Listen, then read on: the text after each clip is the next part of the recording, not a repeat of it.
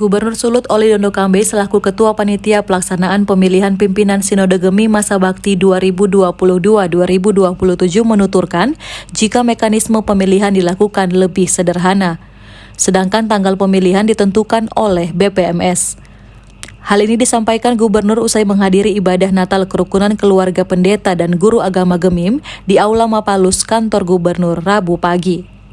Harapan pemerintah kepada para pendeta yang ikut memilih, mari kita berdoa kepada Tuhan, yang Tuhan memberikan hikmat dalam rangka memilih pemimpin sinode supaya semua berjalan baik, aman, dan lancar. Mekanisme pemilihan kita bikin lebih sederhana.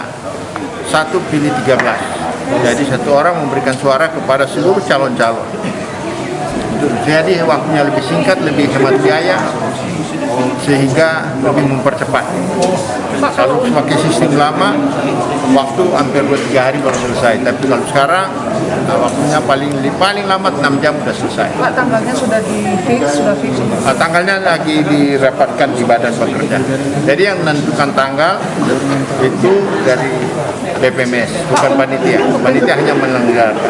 Tahap penjaringan atau Sudah proses sudah. sekarang sudah. Ya, makanya kita tidak terlibat di situ. Yang terlibat pada waktu pemilihan. Sekarang masih di bawah BPMS. Selain Pendeta Hein Erina selaku ketua saat ini, ada sejumlah nama yang mencuat bertarung dalam pemilihan ketua BPMS, diantaranya Pendeta Margarita Dalos dan Pendeta Telda Wungkar. Paul Bawole melaporkan untuk Kawanwa TV.